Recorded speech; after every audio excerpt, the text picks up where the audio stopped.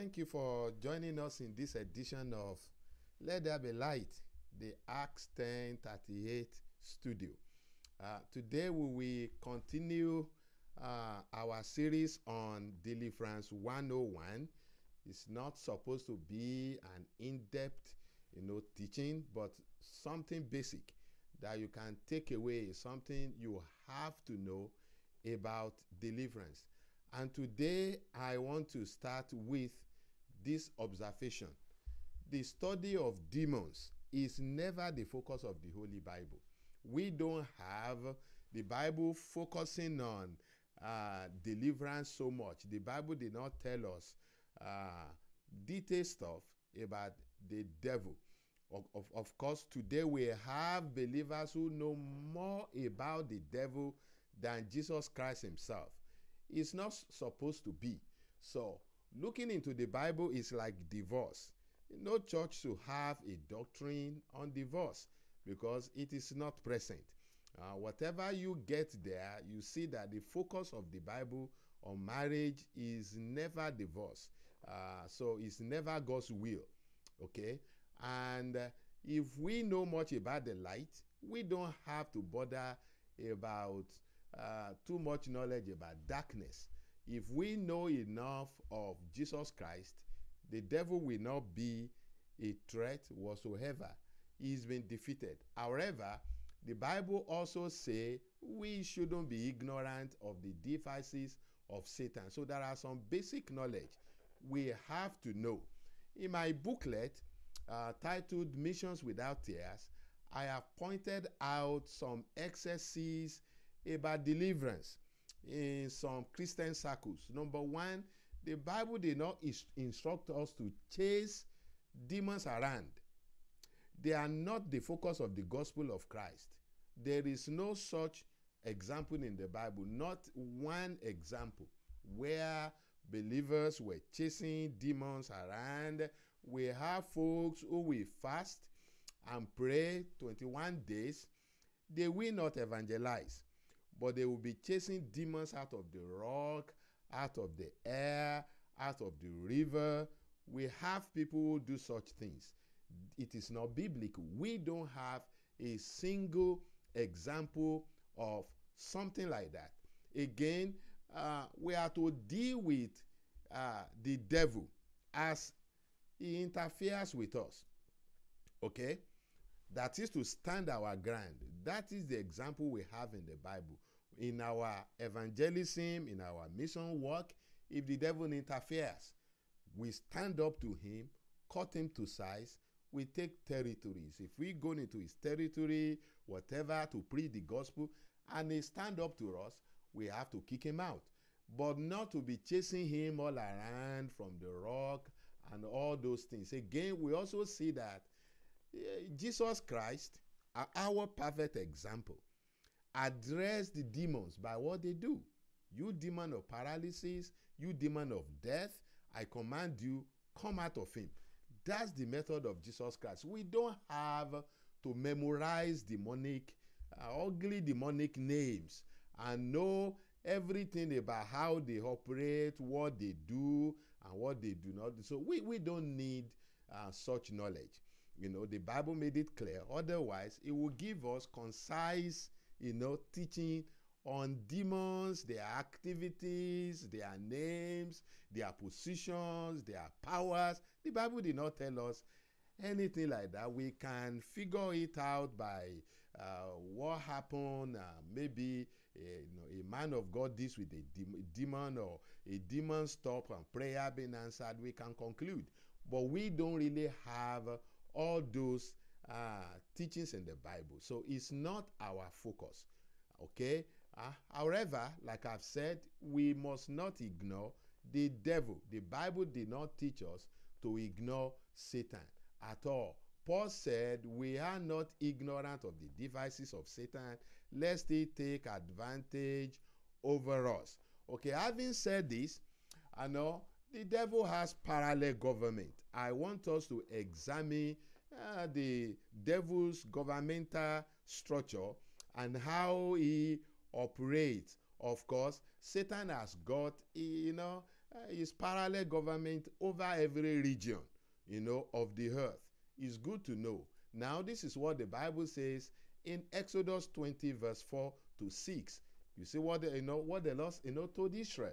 You shall not make for yourself a carved image, any likeness of anything that is in heaven above, or that is in the earth beneath, or that is in the water under the earth. 3 regions. Okay? Of course, the devil already had people worshiping him. At this time, God was giving this instruction. Okay, so he said to them, you must not have any image that resemble anything above, anything under the ground, or in the sea.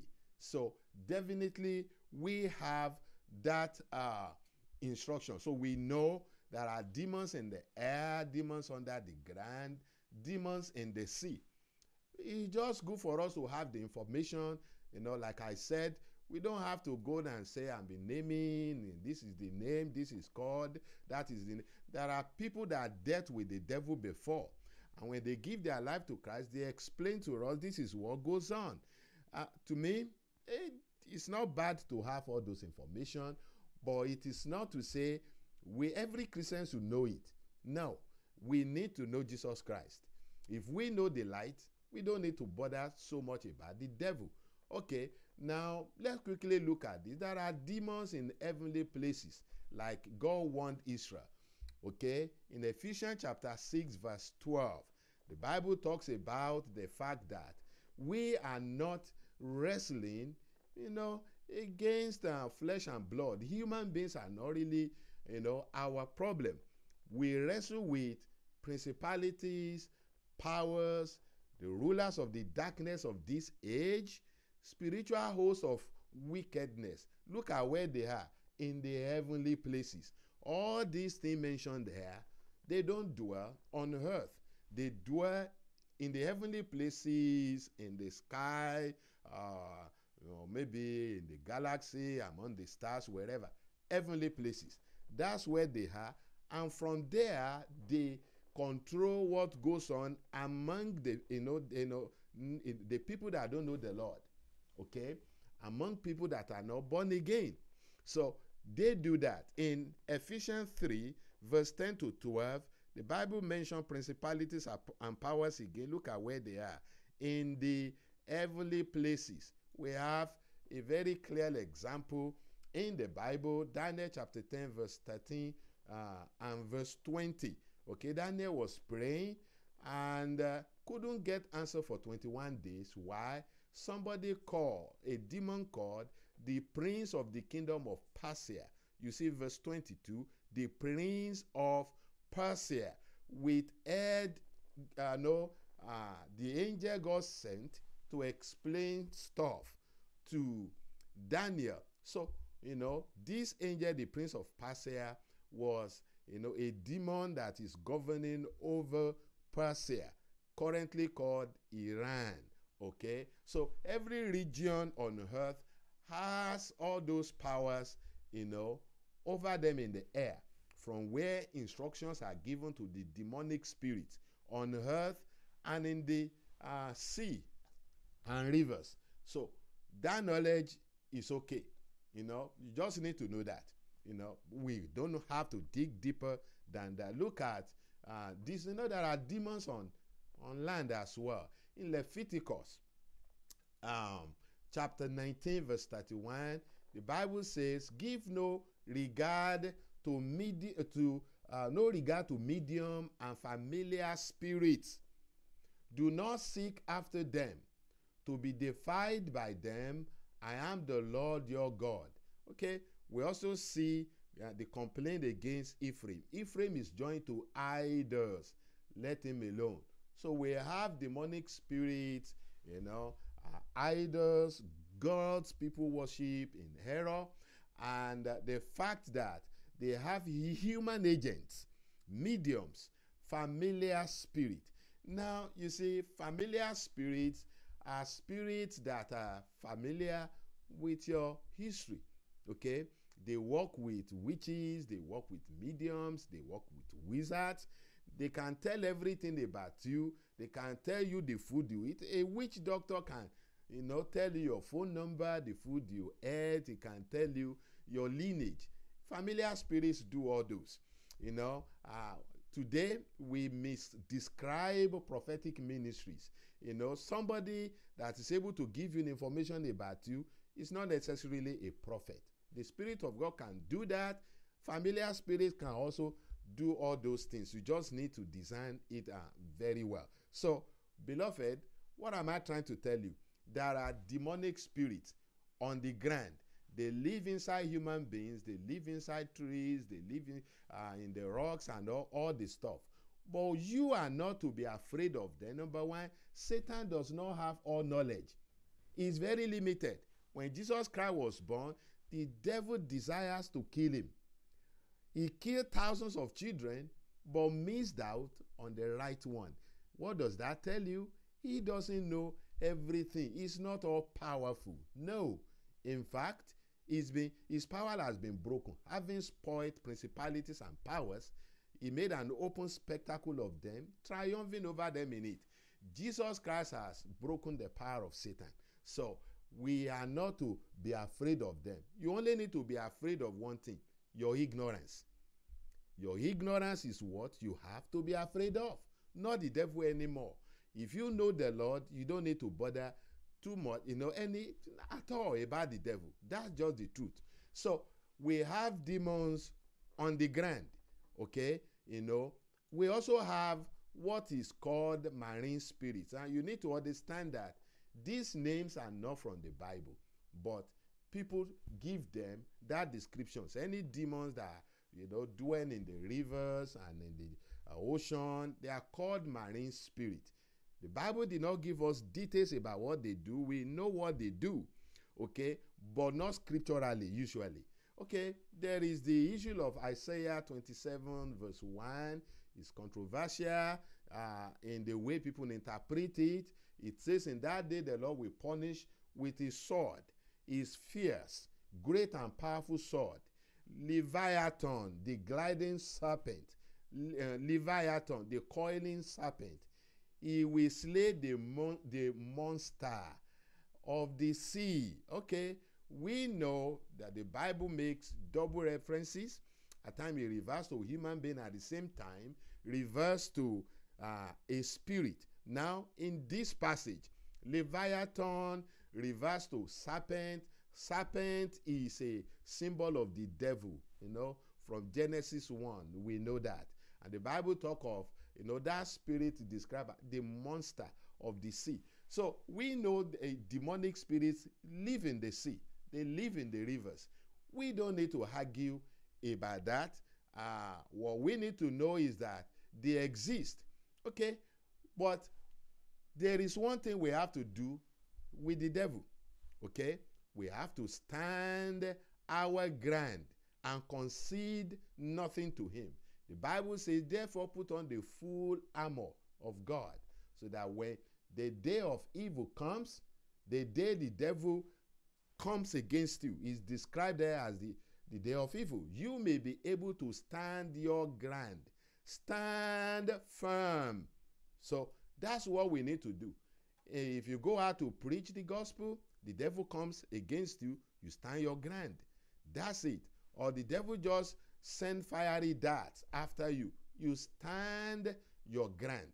We need to understand that clearly. We need to understand that. Now let me quickly go through how the devil operates, the operation of the devil, on earth.